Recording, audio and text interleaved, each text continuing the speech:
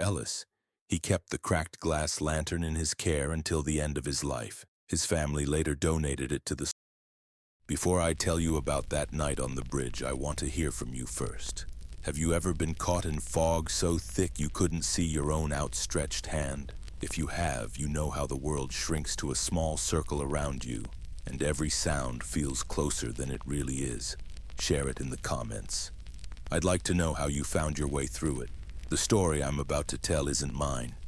It belongs to my uncle Frank, who in 1957 worked the night watch on the old timber trestle bridge that crossed the Siltstone River. Frank wasn't a man of many words. He was tall, lean, and smelled faintly of engine grease and pipe tobacco.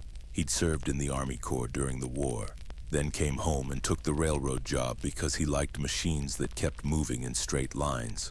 The bridge itself was a rattling skeleton of creosote-soaked timbers built long before anyone thought of putting steel beams across the river.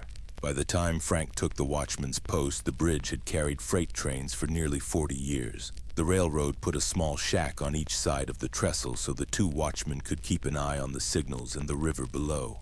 There was no electricity on the span itself, just old iron signal arms, two red glass lanterns, and a phone line that often went dead when the weather turned bad. On most nights, Frank's duty was dull. He checked the rails for cracks, swept ice from the planks in winter, and made sure the lanterns were trimmed and lit. But that October evening, the air carried the smell of rain before the first cloud even showed. The wind came in wet and heavy from the water, and by the time dusk settled, a fog began to climb off the river like steam from a giant kettle. Frank's partner that season was a younger fellow named Ellis. Ellis liked to talk, mostly about baseball scores and the car he was saving up to buy, but Frank didn't mind the chatter. When the fog began to thicken, Ellis grew quiet. Even he could feel the weight of it pressing in. By the time the last freight from the south passed over the bridge at 10:30, visibility had dropped to less than 20 feet. The river vanished. The lights from the town disappeared as if someone had painted the windows shut. Only the two lanterns glowed faintly at either end of the trestle, like a pair of floating embers. Frank stepped outside his shack to check the signal arm, and the boards beneath his boots were slick with mist. He wiped the glass of his lantern and looked across the span but saw nothing. Only gray, rolling shapes that moved and reshaped themselves like ghosts breathing in the dark. He went back inside and reached for the phone to call the dispatcher in Willow Junction, but the line was dead. A failed phone wasn't unusual during heavy fog, but a watchman's gut has its own clock. Frank later said it was the silence that troubled him most. Usually, even in fog, you could hear the river churning below or the distant clatter of freight cars being shifted in the yard. That night, there was nothing except the drip of water off the roof and the slow creak of the bridge timbers, as if the whole structure was leaning in to listen. Ellis came in, rubbing his hands for warmth, and said, "Feels like the whole world just stopped out there." Frank gave him a look but said nothing. Instead, he checked the logbook and noted the fog density the way he'd been taught. It was just after 11 when the faint glow of the southbound signal should have lit up in the distance. It never did. Frank grabbed his lantern again and went back out into the gray. Somewhere down the track, a heavy freight was scheduled to arrive near midnight. Without a working signal or phone, no one could warn the engineer if the bridge wasn't safe. Frank couldn't see a crack in the rails from 10 feet away, and he felt the knot in his stomach tighten. If there was a washout on the far bank, the train would come barreling blind. That was how the longest night of my uncle's life began. On a bridge he could barely see, with a freight train on the way and no way to stop it except with the two lanterns they had left. Frank's uncle used to say that the worst part of a crisis is the moment right before you act, when you know what's coming but you haven't moved yet. That's how he felt standing at the edge of the shack with the fog creeping up his sleeves like cold smoke. The bridge stretched out ahead, nothing but wet boards and the faint glow of Ellis's lantern barely visible on the far side. Frank cupped his own lantern's glass to keep the wind from snuffing it out and walked toward the center span, his boots thudding softly on damp timber. Every few steps he stopped to listen for the river below, but even the water seemed to be holding its breath. He kept glancing over the railing to make sure the trestle's pilings were still there. The mist swirled so thick it sometimes looked as if the bridge was floating in the clouds. Halfway across, he crouched to run his fingers along the railhead. The metal was cold, slick with moisture but solid. That gave him little comfort. If the problem wasn't the rails, then it was the signal, or worse, the far bank where a recent storm had already eaten into the embankment. Behind him came Ellis's muffled shout. "Frank! You see anything?" Frank raised the lantern high, waved it twice to signal no, and turned to keep walking. The boards creaked and flexed under his weight in a way they hadn't before. The sound echoed strangely, carried off somewhere into the gray void beyond the lantern light. By the time he reached the middle of the span, he could no longer see either shack behind or ahead. He stopped, swallowed hard, and tested the phone line at the emergency post. Dead.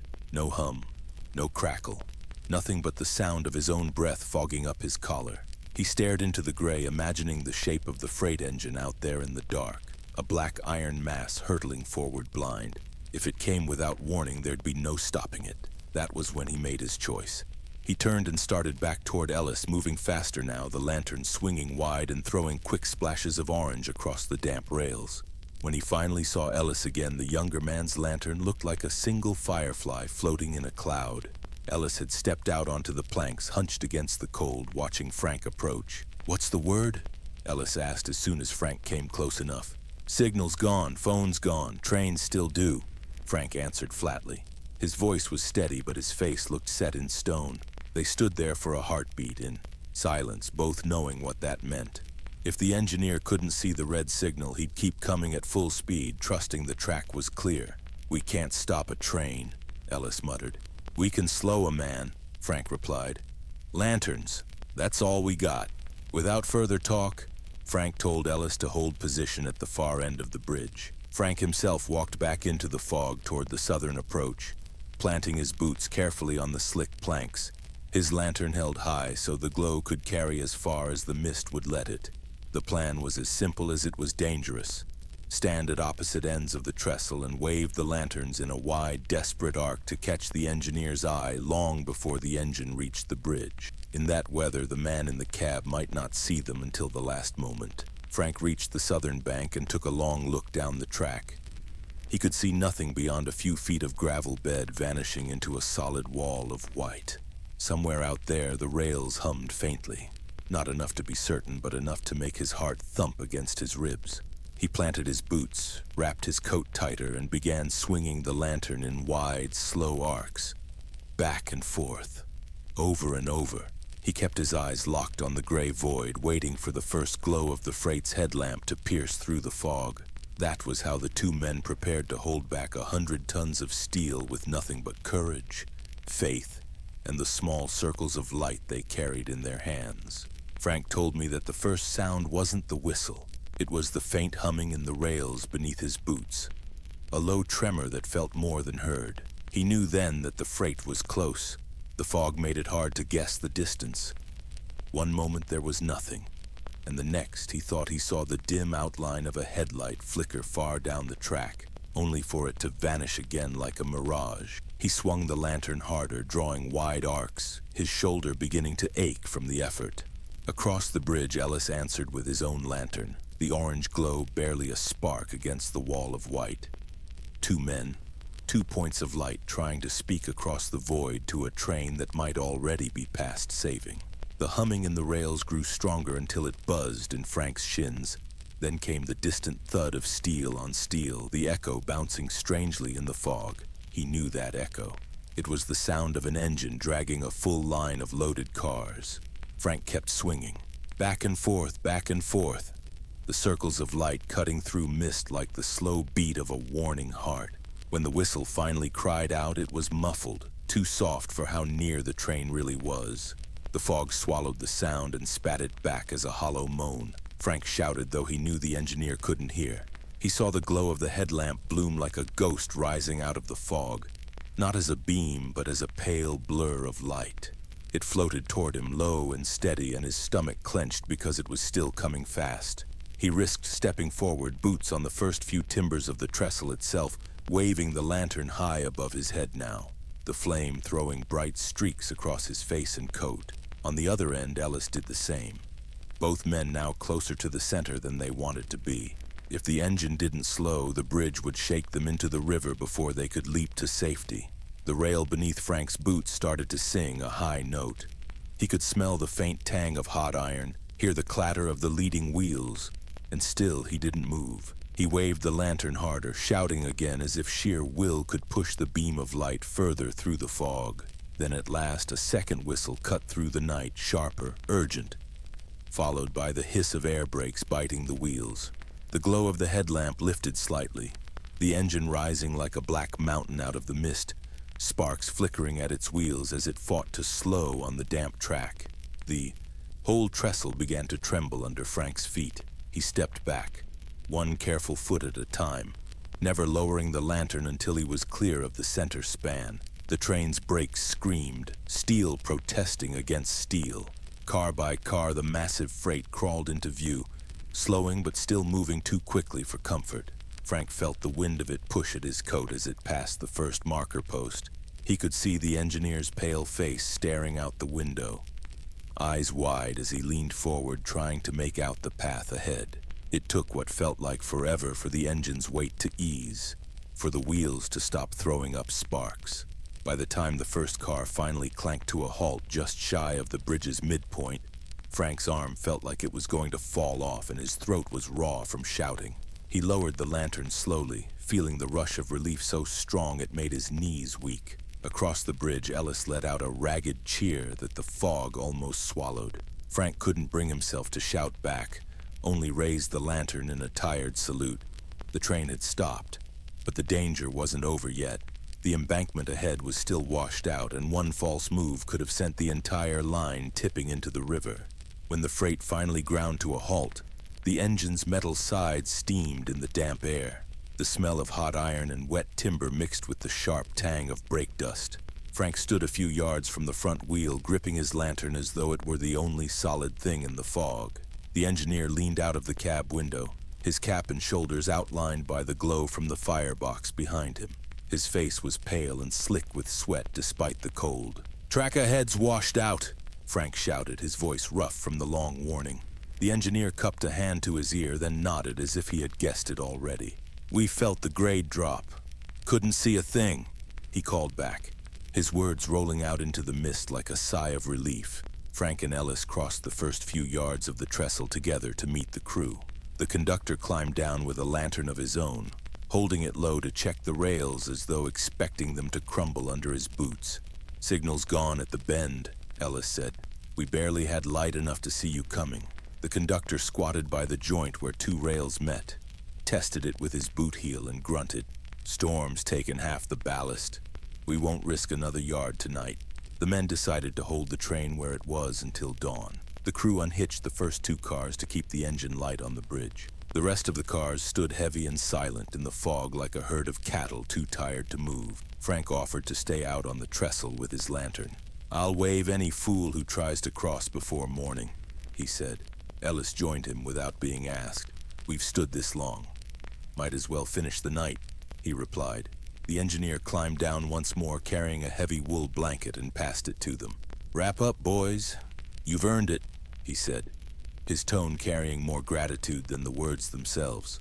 They settled near the first timber post, the river's dark rush below them sounding deeper now that the roar of the train's brakes had quieted. Every so often, Frank leaned out over the side rail to glance at the swollen water, half expecting to see whole logs still tumbling downstream from the flood. The fog began to thin as the night crept toward dawn, peeling away in slow shreds to reveal the river's dark glint. Ellis dozed for a spell, chin on his chest, the lantern's glow painting a soft arc across his cheek. Frank stayed awake, listening to the slow ticking of the engine as it cooled. He said later that it felt as if the bridge itself was catching its breath after holding back so much weight. Near dawn, the first soft gray light slid under the fog, turning the river's surface into a wide strip of dull silver. A meadowlark called from the far bank, its song thin but clear as a bell. Frank stood stiff and cold and stretched his arms while the last mist drifted up to the ridgeline.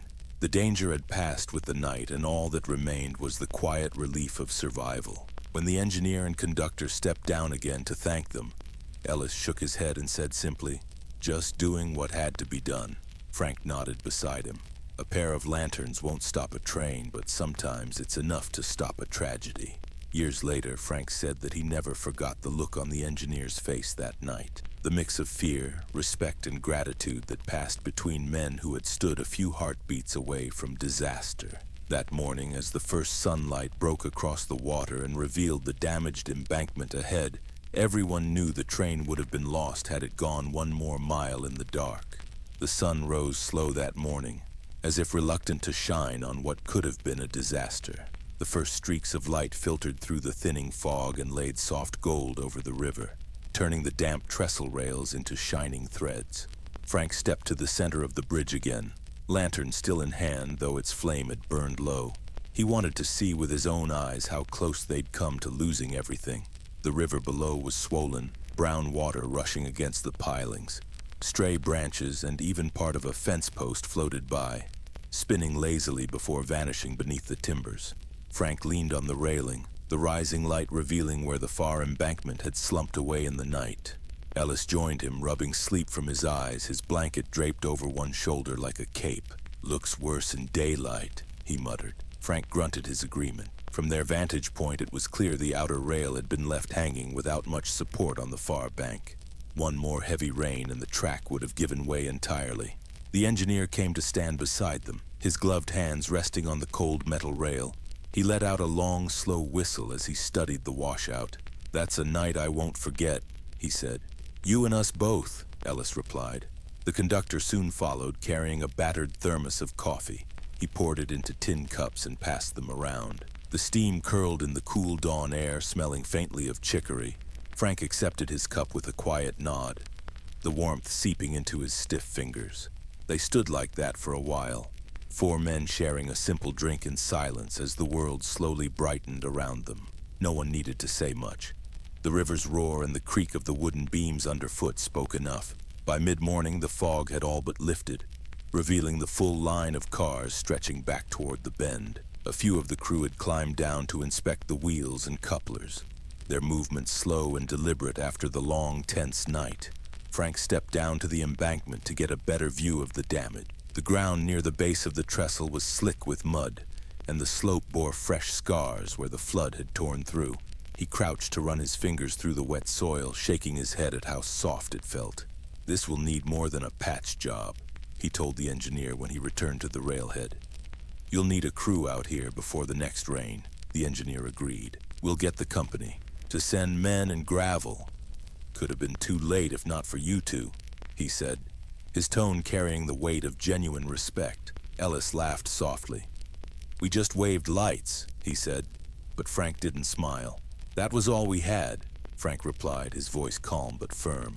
When the relief crew finally arrived from town, Frank and Ellis turned over their lanterns and were told they could head home. Before they left, the engineer offered each of them a firm handshake. "You boys saved more than cargo last night. You saved lives," he said. Frank tipped his cap and answered, "Just glad the lanterns did their job." On the walk back into town, Ellis remarked that the bridge looked smaller now in daylight. Frank disagreed. "Looks bigger to me," he said. "A lot bigger knowing what almost happened." That morning, as they passed the telegraph office on their way to breakfast, the operator was already tapping out a report to headquarters about the near miss. News of the 2 lanterns on the bridge spread quickly after that, but Frank never cared much for the attention. Years later, whenever Frank's nephew, my uncle, retold the story, he said Frank always downplayed it, insisting it was just part of the job. But you could tell by the way he looked at the river whenever we drove over the new concrete bridge that he still remembered that night. Frank and Ellis slept most of that afternoon after the long night on the bridge. When evening came, the 2 of them met again at the small diner near the station for supper. The place smelled of strong coffee and fried onions, the sort of food that always tasted better when you were worn out. Frank sat by the window nursing a chipped mug, watching the last of the fog roll down the tracks as the day cooled. Ellis joined him with a plate of meatloaf and 2 slices of bread. For a few minutes they ate in silence, each lost in thought. The din of the diner, the clink of cutlery, the hiss of the grill felt strangely distant after the roar of the river and the scream of brakes. A few of the railroad men drifted in later, nodding their thanks at the 2 watchmen. One of them set a folded newspaper on Frank's table with a faint grin. "Made the morning edition," he said. Frank opened the paper slowly. On the front page, below the larger headline about the recent storm, was a short column. 2 lanterns save freight on River Trestle. The article was just a few paragraphs long, but it told enough.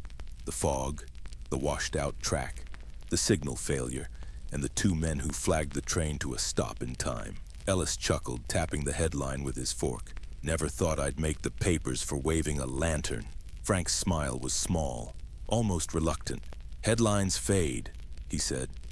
Bridges don't forget. Later that week, the railway company sent a team to shore up the damaged embankment with fresh gravel and timber. Frank walked out to watch them work, standing again at the same spot where he had waved the lantern. The sight of the new supports rising into place brought a quiet sense of closure. He said the trestle looked stronger already, but he never stopped respecting that stretch of track. Every time the river swelled in spring or the fog thickened in autumn, he found himself listening for the hum in the rails. On Sundays, Frank and Ellis sometimes passed the bridge on their way to church. They would slow their steps at the midpoint, almost out of habit, as if expecting to see the lantern's glow still swinging there. A year later, a brass plate was mounted on the rail post near the bridge's southern end. It read simply, "In thanks to the watchman who stood the night of the flood, August 1957. Frank never mentioned the plaque unless someone else brought it up. Decades later, when I was a boy, he would take me to the river whenever we visited. I remember how he always paused mid-bridge, his hand resting lightly on the railing.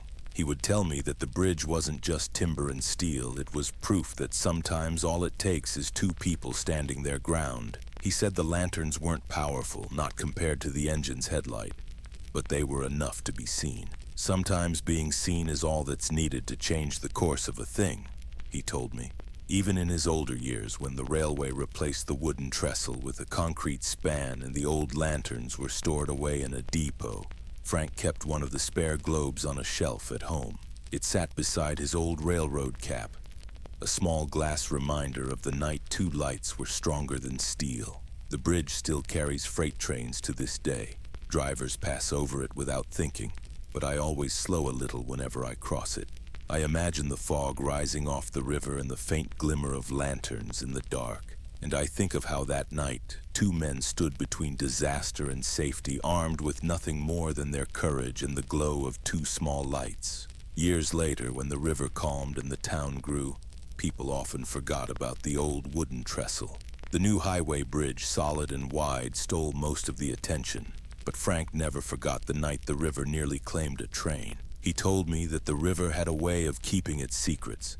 Every spring it swelled after the snowmelt, rising just enough to lick at the lower timbers as if to remind the bridge who really ruled that valley. Frank worked many more seasons along those tracks before moving on to other jobs.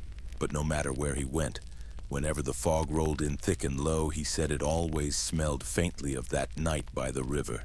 Ellis stayed in the railroad service longer. He was eventually promoted to yard foreman, yet he kept the old lantern from that night hanging in his office. "Not as a trophy," he said once, "but as a reminder that being seen in the dark can save more than you know." Frank visited Ellis's office years later and saw the lantern still shining faintly with a new wick and oil. It made him smile. He said the glass had a hairline crack from when it struck a rail that night, and Ellis never had it replaced. "Earned its scar," Ellis used to say. One spring flood season, long after the trestle had been reinforced, a young brakeman asked Ellis if the story about 2 lanterns stopping a train was just a campfire tale. Ellis didn't answer right away. He only pointed out the window toward the bridge and said, "That line's still here because someone stood out there waving a light when it counted." When Frank got older and had children of his own, he would tell them the story on rainy nights. He never exaggerated. He always said it was just 2 men doing what they could. But I noticed he would glance at the nearest lamp in the room when he spoke about the fog. I remember one evening sitting by the porch with him as a boy. We could hear the distant hum of a modern diesel engine crossing the new bridge. Frank told me that steel and concrete could be as strong as you like, but without someone watching and willing to act, even the best-built bridge is only as safe as the people guarding it. The river eventually wore away the old wooden trestle, and the railroad replaced it entirely with steel supports and concrete pillars. They dismantled the wooden beams, hauling them off to be cut for firewood and scrap. A few pieces were saved by townsfolk who wanted to keep a fragment of history. One of those beams ended up in Frank's shed, a weathered plank no bigger than a fence rail. He kept it near his workbench, saying it was a piece of the bridge that had once held them up in the dark. As the years passed, the river kept flowing, silent and patient, as if it remembered but had chosen not to speak. Tourists who came through the valley never guessed that a freight full of coal and timber had once been spared from disaster by nothing more than two swinging lights. When Frank passed on, Ellis was there at the service, leaning on his cane, the same lantern, now polished and fitted with a fresh wick, resting on the table next to the folded flag of the railroad company. I like to believe the river still remembers that night, and that somewhere in the fog that lingers over the water on cold mornings, the faint glimmer of two lanterns still watches the bridge. Even now, when I cross that valley by car and glance at the modern steel bridge that spans the river, I remember the old wooden trestle and the night the fog nearly swallowed a train. Frank's story became a kind of quiet legend in our family, but to him it was never a tale of heroics. He always called it the night we did our job.